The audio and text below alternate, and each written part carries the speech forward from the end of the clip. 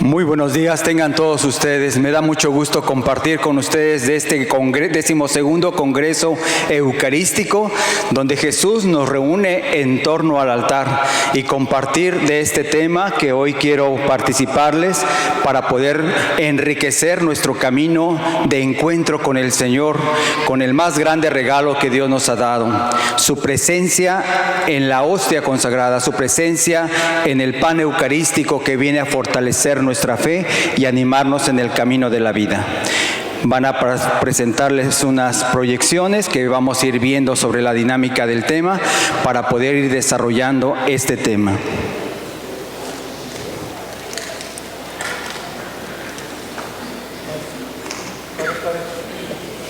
Acá. Está arriba, con razón yo no veía. Yo dije, no se veo nada. Espero que puedan apreciar esto. Hay que empezar desde la número 1. Ahí está. María, mujer eucarística. Cuando nosotros nos referimos a este tema de María, mujer eucarística, puede surgir una grande pregunta e interrogante en nuestra vida. ¿Qué acaso la Virgen María estuvo en la institución de la Eucaristía con los apóstoles? El Evangelio no nos habla absolutamente nada de ello. ¿Qué acaso la Virgen María participó de la Eucaristía que en la primera comunidad naciente se llamaba la fracción del pan? Solamente en los Hechos de los Apóstoles nos hace alusión a que María, juntamente con los apóstoles, estaba reunida en oración ahí ante la espera de la venida del Espíritu Santo. Y podemos decir, ¿qué relación hay entre María y la Eucaristía? En el tema bíblico nunca vamos a encontrar algo que esté vinculado. Pero es aquí donde tenemos que encontrar ese camino que nos va a presentar este tema, y que no es un tema mío, que es un tema que el Papa Juan Pablo II nos ha dejado en la encíclica Ecclesia Vive de la Eucaristía. En el 2003, el 17 de abril del 2003, el Papa San Juan Pablo II, en su pontificado, nos dejó el testamento de esta encíclica en un amor entrañable a la Eucaristía, que se llama la encíclica Ecclesia Eucaristía, es decir, la Iglesia vive de la Eucaristía. Y ahí va desarrollando estos capítulos en donde él va presentándonos que la Iglesia vive en el fundamento donde es la fuente, el origen y la fuente de nuestra vida cristiana, se centra en la Eucaristía y desarrolla 6 capítulos, y el último justamente es el que nos vamos a centrar. En el primer capítulo dice el valor de la Eucaristía. Cada uno de nosotros que participamos en este congreso nos damos cuenta de la importancia que para nosotros juega la Eucaristía en nuestra vida. Nos podremos preguntar, ¿y si nosotros en nuestra vida cristiana quitamos la Eucaristía, qué sería de nuestra fe? Nuestra fe se ve sostenida precisamente por el valor a la Eucaristía para reconocer la presencia misma de Jesús, que viene a hacerse uno con nosotros, que viene a entrar en comunión, que viene a fortalecer nuestra fe, que viene a animarnos en el camino de la vida eclesial. Y así, de esa manera, la Eucaristía como misterio de fe nos hace comprender el grande y fundamental momento eucarístico, donde ese misterio de fe nos hace participar bajo las especies del pan y del vino en el cuerpo y la sangre de Cristo. La Eucaristía que edifica la Iglesia y que nos va constituyendo desde el momento del cenáculo en los Hechos de los Apóstoles, donde los Hechos de los Apóstoles nos presenta que los apóstoles se reunían a la escucha de la palabra de Dios, las enseñanzas de los apóstoles, y en lo que en un momento dado se llamó no Eucaristía, en la comunidad naciente de los Hechos de los Apóstoles, nos lo presenta como la fracción del pan, donde Jesús nuestro Señor se nos da a manos llenas, como lo fue en la institución de la Eucaristía al partir el pan y compartirlo con la comunidad apostólica.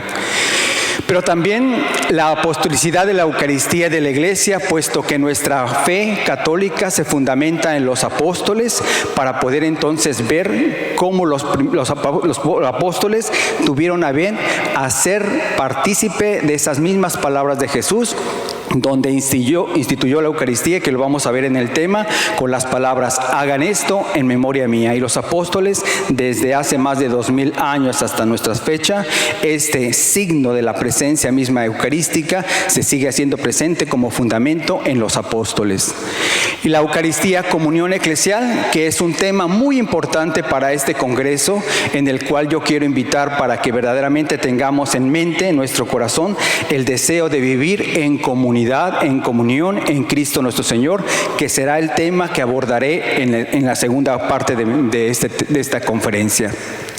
Y en la celebración eucarística, el decoro de la celebración eucarística que nos lleva a ver el aspecto litúrgico para poder hacer la celebración con dignidad al misterio que nosotros celebramos. Pero yo quiero centrar mi atención especialmente en el 6º capítulo, que dice: en la escuela de María, mujer eucarística. Ese es el tema que hoy me da gusto compartir con ustedes, acerca de que la Virgen María nos invita a poder entrar en una escuela que nos enseña a poder tener un amor entrañable a Jesús en la Eucaristía. Bien, el Papa Juan Pablo II nos permite introducirnos a este tema para poder descubrir con las palabras de aquel momento donde la Virgen María estaba en las bodas de Caná, y en las bodas de Caná, cuando ella estaba preocupada respecto del tema de que se había agotado el vino, hay un refrán judío que dice: se acabó el vino, se acabó la fiesta. Y la Virgen María estaba en ese momento al pendiente de las necesidades en las bodas de Caná, y intercedió ante su hijo para decirle: ya no tienen vino. Jesús expresa y dice: bueno, ¿y tú y a mí qué? Pero entonces, ¿cuáles son las palabras de la Virgen María? Simple dice: hagan lo que Él les diga. Y hablar del tema de la Eucaristía nos remite precisamente a contemplar esas palabras de la Virgen María para hacer lo que Él nos diga. Y en el momento de la Eucaristía, cuando Jesús instituye la Eucaristía y dice: hagan esto en memoria mía, nos hace ser partícipe de ese grande regalo. Así como en las bodas de Caná convirtió esas 6 tinajas de 100 litros cada una en el vino más exquisito, así Jesús, en el momento de la institución de la Eucaristía, nos deja su presencia al convertir el pan en su cuerpo y el vino en su sangre, para poder ser fuente inagotable de vida en el alimento espiritual de nuestro camino en el crecimiento de la comunión con el Señor. Vamos a ver ahora las principales virtudes de la Virgen María como escuela. Todos sabemos que en la vida educativa de nuestra vida ordinaria hemos tenido una escuela de formación, a veces de carácter académico, a veces de carácter profesional, pero lo importante es la escuela de la vida. Cada uno de nosotros nos debemos a la escuela de papá y mamá. En el hogar, en nuestra vida familiar, tenemos una escuela de formación donde se nos dan los valores cristianos, se nos enseña a amar a Cristo en la Eucaristía, y ahora vamos a ver la Virgen María en esa escuela. ¿Cuál es la pedagogía? ¿Cuál es el camino de enseñanza de la Virgen María para adentrarnos en el misterio eucarístico que puede inflamar en nosotros la llama del amor a Jesús Eucaristía, en el verdadero pan bajado del cielo?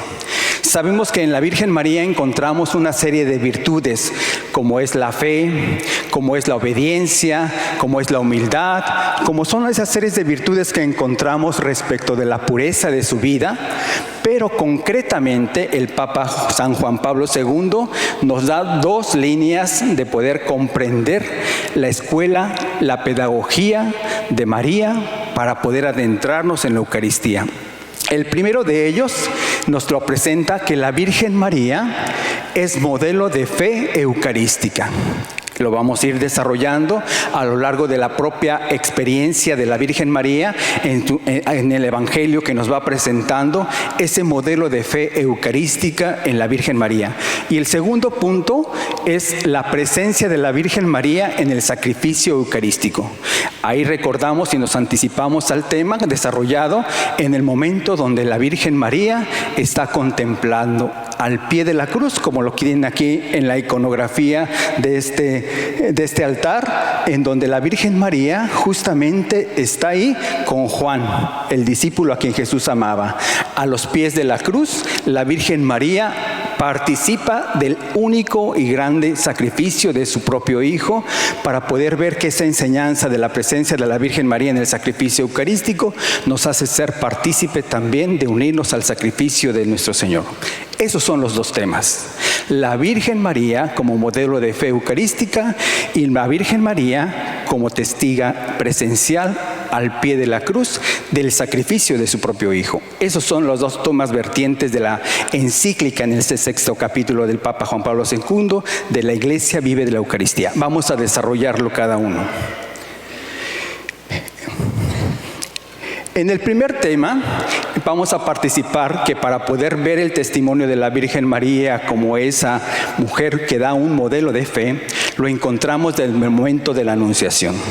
Aquel momento maravilloso donde la Virgen María recibe al ángel Gabriel y le dice: bendita tú entre las mujeres, ahora serás llamada la Madre del Salvador, porque vas a concebir y vas a dar a luz un hijo, a quien pondrás por nombre Emmanuel, que significa Dios con nosotros. El momento de la Anunciación es el momento maravilloso porque es el misterio que nos adentra al misterio de la Encarnación. Cuando nosotros participamos de la celebración eucarística, nosotros creemos que Jesús está con su cuerpo, con su sangre y con su divinidad. En el misterio de la Anunciación, la Virgen María es partícipe de ese grande regalo de ser la Madre del Salvador, para encarnar en su entraña al Hijo de Dios vivo, al verdadero pan del cielo que viene a fortalecernos en el camino de la fe. Por eso, en el momento de la Anunciación, ese momento maravilloso del ángel hacia la Virgen María que se dirige para poder ser escogida como la Madre del Salvador, hay una respuesta. Y la respuesta es el que nosotros conocemos como el fiat. ¿Qué es lo que respondió la Virgen María una vez del anuncio del ángel Gabriel para poder ser escogida como la Madre del Salvador? La Virgen María simple respondió: hágase en mí según sea tu palabra.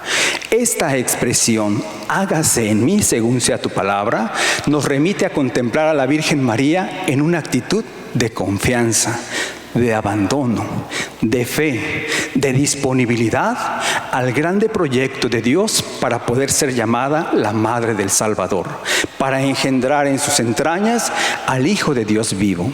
Y ese fiat de la Virgen María es como lo presenta San Juan Pablo II como el modelo de nuestra fe, para que nosotros también nos convirtamos en un verdadero fiat en nuestra vida eucarística y compartir esa experiencia de la Virgen María en la mejor disponibilidad para poder aceptar el grande proyecto que Dios tiene para cada uno de nosotros.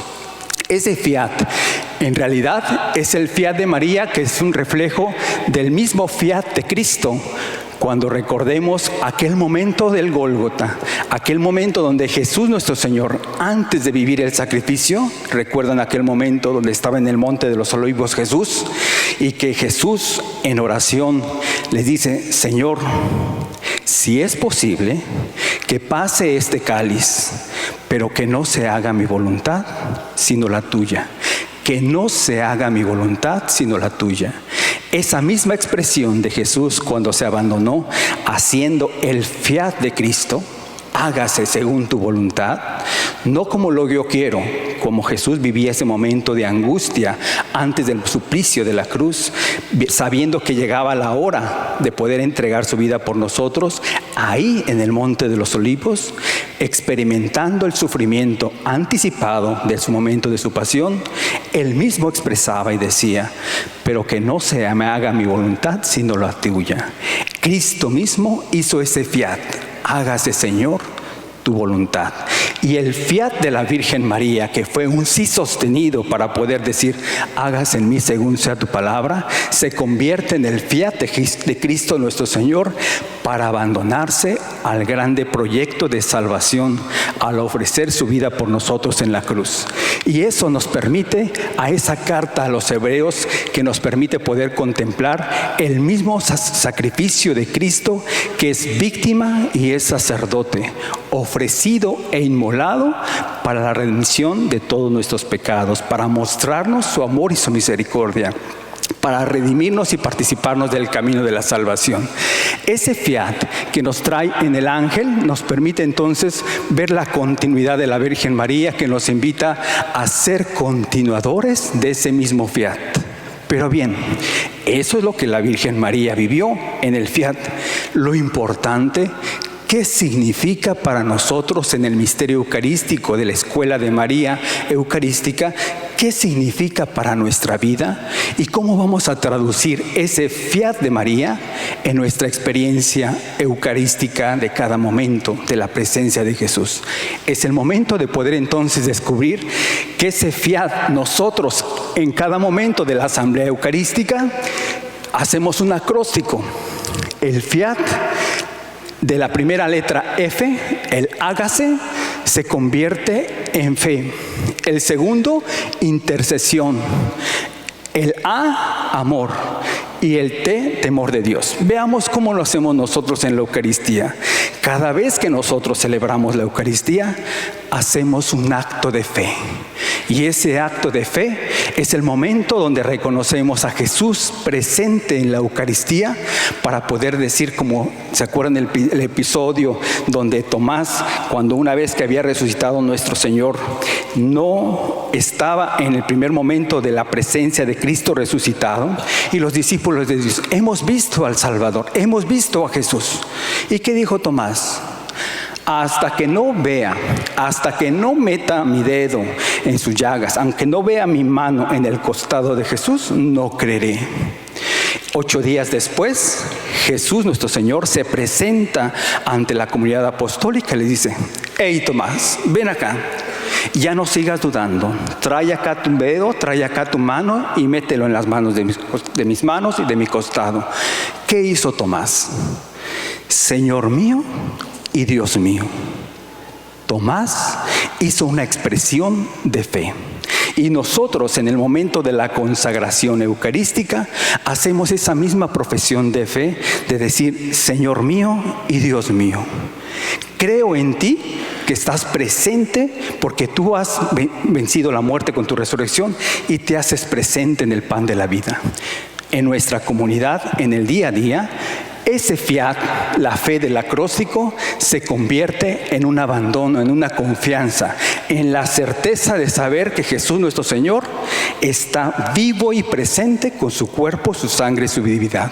Pero también la I se convierte en ese fiat en la intercesión de pedirle a la Virgen María que nos acreciente ese amor eucarístico como ella lo tuvo, para poder entonces dejarse abandonar en las manos de Dios y pedirle a la Virgen María que nos ayude a acrecentar ese amor eucarístico, para que en la A de amor, nuestro amor se inflame en una llama tal que nos permita vivir esa experiencia de comunión con el Señor, para poder ser el centro de nuestra vida y el motor que nos impulse a poder buscar e ir a la fuente de la vida, como el Papa Juan Pablo II lo presenta, que la Iglesia es origen y culmen de la Iglesia. Ahí está el centro de nuestra vida que fortalece nuestra fe. Quitemos la Eucaristía de nuestra fe, quitemos la Eucaristía de nuestra vida, es como si estuviéramos desnutridos. Es como si estuviéramos sin fuerza, es como si estuviéramos en la oscuridad. Jesús nuestro Señor viene a participarnos en ese mismo amor para poder entonces en la T tener un temor de Dios, que no significa miedo, sino que significa la plenitud de nuestra confianza en un abandono total para decir, Señor, Te amo, te respeto, te alabo, te reconozco, para poder entonces estar acorde al grande proyecto que tienes para mí, para decir como la Virgen María: cúmplase en mí según sea tu palabra. En cada celebración eucarística, nosotros nos unimos a ese fiat de la Virgen María para poder disponernos al grande y proyecto que Dios tiene para con nosotros. Bien, eso lo vimos en la Anunciación, pero ahora vamos a dar un paso más. La Virgen María, después del anuncio, ella fue presurosa a las montañas de Judea para visitar a su prima Isabel, porque en el anuncio le había anticipado el ángel: aquella mujer que su prima Isabel, la que llamaban estéril, ya lleva el 6º mes y está concibiendo un hijo en medio de su ancianidad. ¿Qué hizo la Virgen María en ese momento? El Evangelio nos lo presenta y nos dice que se fue presurosa a las montañas de Judea a encontrarse con su prima Isabel. Cuando se encontró con su prima Isabel, ahí surgió el grande saludo: bendita tú que has creído, porque se cumplirá cuanto te fue anunciado, le dijo Isabel a la Virgen María. Y apenas llegó tu saludo a mis oídos, el niño saltó de gozo en mi seno. Dichosa tú que has creído. Esa experiencia del encuentro de estas dos futuras mamás, Isabel, que estaba concibiendo a Juan el Bautista, la Virgen María, que concebía el Verbo encarnado, a la palabra hecha carne, al misterio del amor, nos hace ver que el Papa Juan Pablo II nos presenta que la Virgen María en ese momento se ha convertido en el primer tabernáculo, en el primer sagrario viviente, donde Jesús nuestro Señor se nos presenta en medio del mundo para fortalecernos. Hay un escritor español, escritor, poeta, periodista, que ya murió, que se llama José Luis Martín Descalzo, y él escribía respecto de este tema de la visitación, que la experiencia de la Virgen María en su visitación a su prima Isabel se convierte en la primera procesión del Corpus Christi. La Virgen María, que se encamina presurosa a las montañas de Judea, se convierte en esa procesión del cuerpo y la sangre de Cristo, porque ella había concebido ya en su seno al pan de la vida. Y nosotros, cada vez que compartimos esa experiencia de vida en la comunión, también el Señor quiere invitarnos a convertirnos en un sagrario viviente. Es algo que nunca debemos de perder de vista.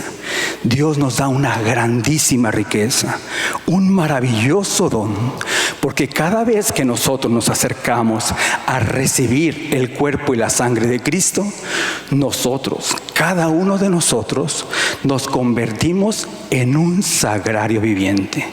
Ordinariamente, cuando participo de la celebración eucarística para los niños de primera comunión, les invito a poder meditar sobre este grande misterio. Ustedes que viven este momento de la primera comunión, Dios nuestro Señor viene a entrar en sus corazones, vienen a recibirlo por primera vez para poder convertir su corazón en ese sagrario viviente que avive e inflame el amor de Dios en sus corazones para fortalecerles en su vida.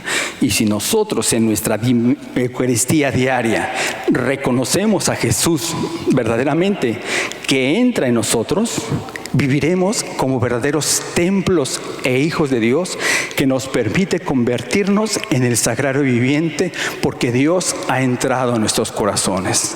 De esa manera nosotros vivimos esa disposición de poder vivir el misterio eucarístico en la visitación de la Virgen María, para poder entonces contemplar ese grande amor que el Señor nos manifiesta. Y ahora, después de ese momento de la Anunciación, ¿cuál fue la respuesta de María? La Virgen María contestó con lo que nosotros conocemos en el Magnificat: mi alma glorifica al Señor, y mi espíritu se llena de júbilo en Dios mi Salvador, porque puso sus ojos en la humildad de su esclava. Desde ahora me llamarán dichosas todas las generaciones, porque ha hecho obras grandes por mí. Este cántico del Magnificat es lo que nosotros, en clave eucarística, se convierte en un canto de gratitud y de alabanza a Dios nuestro Señor. Y la Virgen María contempla con ese cántico lo que nosotros en la Eucaristía hacemos en el gloria, en la alabanza y en la gratitud, porque justamente la Eucaristía significa acción de gracias.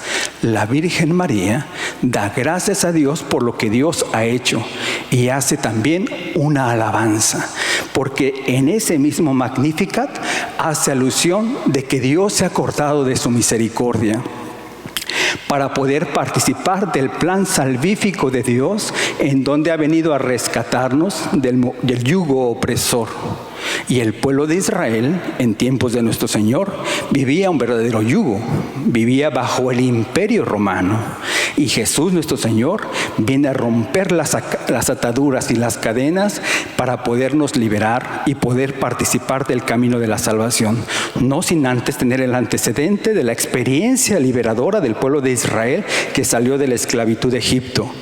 Por eso, también el antecedente del Antiguo Testamento, el antecedente de este Magnificat, lo vamos a encontrar nosotros en cada Eucaristía, cuando nuestra gratitud se convierte en una alabanza a Dios nuestro Señor, haciendo alusión a lo que en el Antiguo Testamento, en el Éxodo, encontramos el Señor que nos invita a contemplar la primera alabanza de Moisés, que nos dice que el Señor es mi fuerza, es mi fortaleza y por eso canto. Ese cántico de Moisés es la primera alabanza que encontramos en las Sagradas Escrituras, porque Moisés exalza la experiencia de Dios en la liberación del pueblo que ha sido liberado de la esclavitud de Egipto y que ahora es guiado a la tierra que emana leche y miel, a la tierra prometida, para poder participar de esa experiencia liberadora, y se convierte en un cántico de gratitud por lo que Dios ha hecho en el pueblo de Israel, y ese cántico de gratitud se continúa en una grande alabanza, como la alabanza del Magnificat, para que nosotros en cada asamblea eucarística, dice el Papa San Juan Pablo II, nuestra vida se convierta en un continuo Magnificat, en una continua alabanza de gratitud por lo que Dios ha hecho en nuestra vida. Pero también encontramos ese momento que ya les había anticipado sobre las bodas de Caná. El Papa San Juan Pablo II hace una analogía, una comparación con las mismas palabras de la Virgen María, que hagan lo que Él les diga. Y nosotros, en cada celebración, nosotros participamos del altar de la palabra de Dios, para poder entonces estar atento a la escucha de la palabra de Dios. Y entonces hacer resonar esas mismas palabras en la liturgia eucarística, concretamente en el momento de la proclamación de la palabra de Dios, tanto si es la lectura del Antiguo Testamento como el Salmo y el Evangelio, de poder entonces decir como la Virgen María: hagan lo que Él les diga. Entonces ahí será el verdadero Shema, es decir, escucha a Israel, donde estaremos atentos a la palabra de Dios para poder hacer eco de la Virgen María: hagan lo que Él les diga. Y eso es lo que el Señor quiere que nosotros en cada celebración eucarística tengamos presente, la escucha de la palabra de Dios, y no solamente escucharla, meditarla y guardarla en nuestro corazón, y no solamente guardarla en nuestro corazón, para hacer lo que Él nos diga, para llevar en obras, en acciones concretas ese mensaje de la palabra de Dios. Y entonces en la celebración eucarística, ese hágase, en las bodas de Caná, hagan lo que Él les diga, se convierte en el hágase, hagan esto en memoria mía, como Jesús lo dice. Bien, pues ese mensaje de la Eucaristía nos permite en cada asamblea escuchar la palabra de Dios y obedecerla. Hará que permanezca con nosotros y sea la luz que ilumine nuestro camino. sea la fuerza que nos impulse a poder vivir el misterio de nuestra fe. Sea la Eucaristía cada domingo que nos convoca para poder estar atentos a lo que la respuesta de la Virgen María nos estará insistiendo en cada celebración. Hagan lo que Él les diga, para escuchar y obedecer lo que en ese momento Jesús nos está dando en ese mensaje eucarístico a través del don de su palabra. Y les decía, la otra vertiente de la enseñanza de la Escuela de María es modelo también de fe, pero también en el momento del sacrificio, porque ella estuvo al pie de la cruz, como lo encontramos aquí en el altar, para poder entonces contemplar aquel sacrificio eucarístico que lo llevó a vivir la entrega de su propio Hijo. Pero nos remite a un acontecimiento evangélico que nos permite poder contemplar en el momento de la presentación del niño Jesús. Antes de vivir el sacrificio eucarístico, el sacrificio de su propio Hijo, Jesucristo nuestro Señor, ¿qué madre no experimenta un dolor cuando ha pasado algo con su Hijo? Qué dolor tan profundo de la Virgen María al contemplar a su Hijo muerto y crucificado. Pero esto tiene un antecedente, el momento evangélico donde San José y la Virgen María fueron a presentar al niño ahí al templo de Jerusalén. ¿Y cuál fue lo que significa el momento de la presentación? En cada celebración eucarística, así como la Virgen María, de acuerdo a la tradición, ofrecer 2 tórtolas o 2 pichones y consagrar al varón, al primogénito a Dios, en cada celebración eucarística está incluido el momento del ofertorio, cuando se presenta el pan y el vino, y unido al pan y el vino, en toda la asamblea, unimos también nuestras intenciones y lo que tenemos en nuestro corazón. El pan y el vino es ofrecido en cada Eucaristía, pero unido al pan y el vino, nosotros llevamos nuestra ofrenda, nuestras preocupaciones, nuestras angustias, nuestras necesidades, nuestra gratitud. Lo queremos presentar frente al altar, así como se presenta el pan y el vino, así como la Virgen María y San José presentaron al niño Jesús en el templo ofreciéndole 2 tórtolas o 2 pichones, pero ahí, en ese momento del ofertorio, de la consagración, se encuentran con el anciano Simeón. Y el anciano Simeón, al ver contemplar con sus propios ojos a Jesús, lo toma en sus brazos. ¿Y qué expresa el anciano Simeón? Ahora, Señor, puedes dejar irse en paz a tu siervo, porque mis ojos han visto a tu Salvador, luz que alumbra a las naciones y gloria de Israel. Pero hay algo que le indica a la Virgen María. ¿Qué le dijo el anciano Simeón a la Virgen María? Y dice, este niño será signo de contradicción. Y luego, dirigiéndose a la Virgen María, le dice, y a ti una espada te atravesará el alma. La Virgen María seguramente en ese momento, cuando estaba en la presentación, no sabría ni siquiera la profundidad de las palabras del anciano Simeón. ¿Cómo que en este momento de gozo de presentar a mi hijo, ahora me dices que una espada atravesará mi alma? La Virgen María, como nos lo dice muchas veces también en el Evangelio, todo eso lo guardaba y lo meditaba en su corazón. Y la Virgen María, esas palabras del anciano Simeón hicieron eco y resonancia en su vida cuando contempló a su propio Hijo crucificado. Esa espada que atravesaría su corazón sería el momento del suplicio de la cruz de su propio Hijo. Ese es el misterio eucarístico. Y el misterio eucarístico es un sacrificio. Cada vez que nosotros celebramos la Eucaristía, celebramos el sacrificio de Jesucristo nuestro Señor. En aquel momento fue de manera cruenta, es decir, con derramamiento de sangre. Cada vez que nosotros celebramos la Eucaristía, celebramos el mismo sacrificio eucarístico de manera incruenta, sin derramamiento de sangre. Pero es el mismísimo sacrificio que la Virgen María, al pie de la cruz, contempló en tan grande misterio al ver a su Hijo crucificado, al ver a su Hijo muerto, al ver ese momento profundo de dolor que le llevó precisamente a recordar las palabras del anciano Simeón. de esa espada atravesaría mi alma. Bien, pero ese es en el misterio eucarístico y lo que la escuela de María nos enseña, estar al pie de la cruz de nuestro Señor y acompañarle en el sacrificio. ¿Qué significa para nosotros también esa experiencia? Esa experiencia nos invita a hacer una oración en medio del dolor de la Virgen María, para poderla contemplar en un himno que hace un cántico de alabanza, de ofrecimiento y de consagración frente al dolor de la Virgen María. Y ese himno y ese cántico es lo que se nos presenta a través de una oración del siglo XIII que nos permite y nos remite a vivir ese misterio del sufrimiento, del dolor de la Virgen al pie de la cruz. Al pie de la cruz estaba ella juntamente con Juan, como lo presentan aquí en esta iconografía, al discípulo a quien amaba. Y cuando Jesús, nuestro Señor, se presenta en ese momento de sacrificio, se dirige a la Virgen María: mujer, ahí tienes a tu hijo, refiriéndose en la persona de Juan. Y refiriéndose a Juan, el discípulo amado: hijo, ahí tienes a tu madre.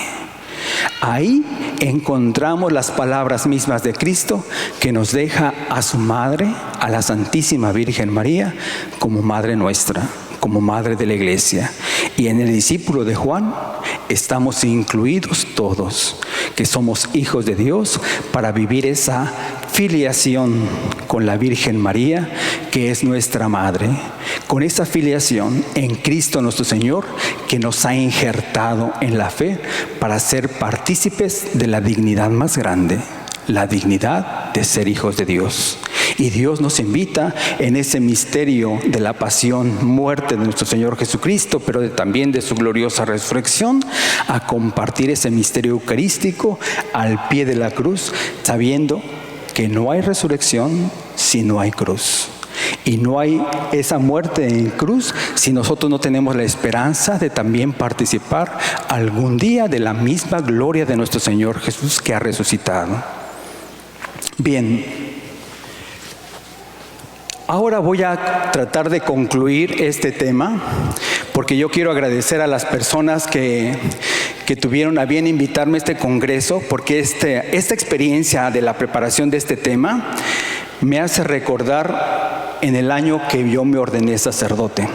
Esta encíclica es el testamento del Papa Juan Pablo II, porque fue su última encíclica. Fue en el año 2003. Y Dios me concedió la gracia de recibir el orden sacerdotal en el 2004. Un año antes de ser ordenado, también esta encíclica fue para mí el testamento de San Juan Pablo II, que deja en mí una huella, puesto que yo me preparaba en ese momento para la ordenación sacerdotal. Un jueves eucarístico del 2003 nos deja como herencia San Juan Pablo II este testamento del amor a la Eucaristía con esta encíclica: La Iglesia vive de la Eucaristía.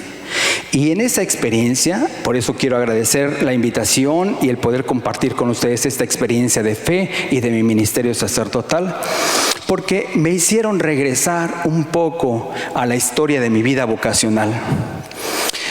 Mi vida vocacional surgió desde los 17, 18 años, desde el seno de papá y mamá. Ya después les participaré otro testimonio, pero ahorita yo quiero centrar mi atención en una experiencia que definió mi camino vocacional.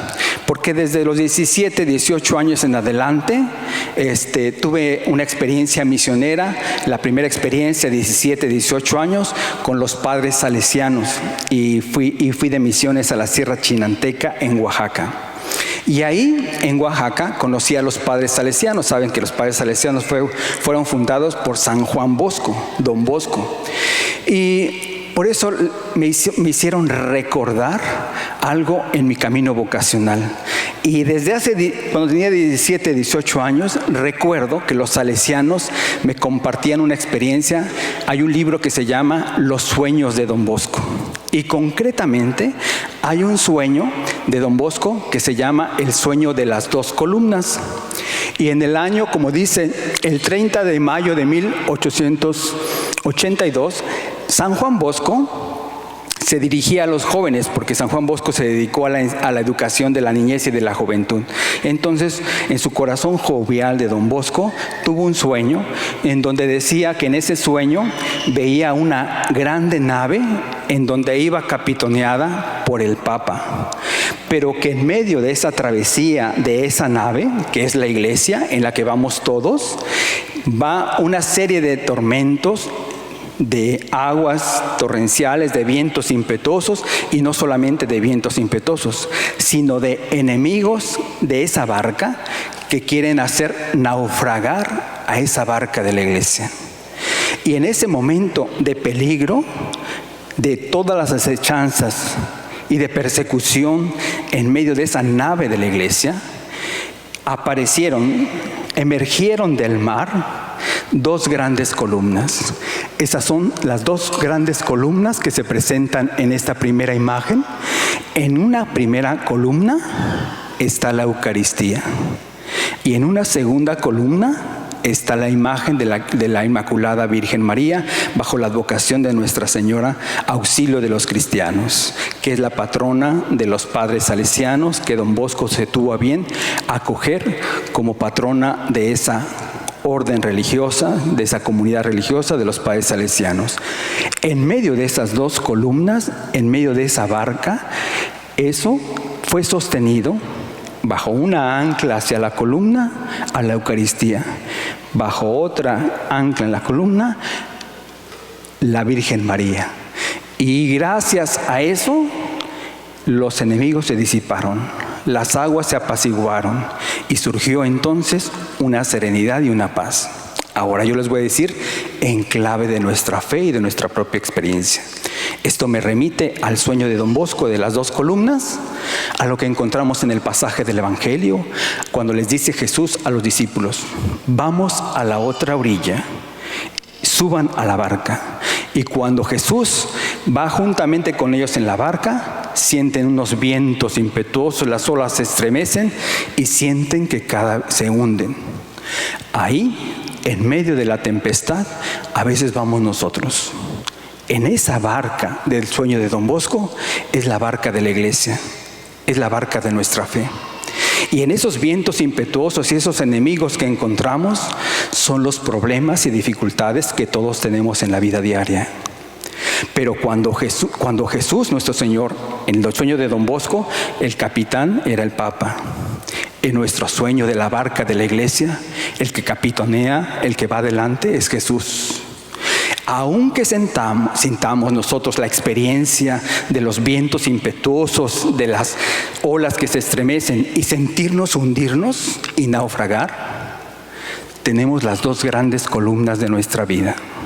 Y yo les puedo garantizar con mi testimonio de vida que esas dos grandes columnas en mi camino vocacional, en mi vida sacerdotal, a casi 21 años de sacerdote, esas dos columnas, la Eucaristía y la Virgen María, me han sacado a pie, me han ayudado a sostenerme. Y como el sueño de don Bosco y como en el Evangelio lo presenta, después de la tempestad viene la calma. Así que yo les invito, cuando sientan que la barca de su vida se empieza a hundir, a naufragar en medio del mar de problemas, agárrense de la columna de la Eucaristía, agárrense de la columna de la Virgen María. María, auxilio de los cristianos, y ningún viento impetuoso, ningún enemigo les sabrá naufragar, porque les sostendrá y saldrán a flote, y entonces tendrán lo que Jesús, la invitación de Jesús: vamos a la otra orilla. Y la otra orilla es la orilla de la esperanza para el encuentro con Jesús. Que estas dos columnas, la Eucaristía y la Virgen María, sostengan su fe, sostengan su vida y no los dejen naufragar, sino se mantengan firmes en el fiat de María para disponerse a seguir adelante, remando mar adentro y llegar a la otra orilla, la orilla de la esperanza. Ustedes mismos han vivido esta situación en su situación migratoria. Cada uno de ustedes tiene una historia de naufragio. Han dejado su tierra para buscar mejores oportunidades de vida. No ha sido nada fácil poder dejar su tierra, su familia y las medias dificultades para poder hacer la travesía de venir aquí.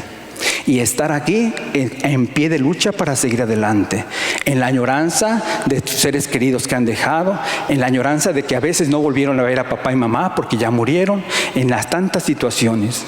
Pero si ustedes son sostenidos con la columna de la Eucaristía y la columna de la Virgen María, nunca van a naufragar y van a llegar a la orilla de la esperanza. Que esta enseñanza de Don Bosco les sostenga en su camino de fe para encender en nosotros un amor entrañable a la Eucaristía como la Virgen María en su escuela, mujer eucarística que con sus virtudes y sus enseñanzas como modelo de fe y de pie ante el sacrificio de la cruz nos invitan a mantenernos, entrar y en comunión con nuestro Señor para valorarlo en el verdadero pan del cielo que es Jesucristo, que ha venido a alimentarnos con su cuerpo, con su sangre y con su divinidad. Que así sea.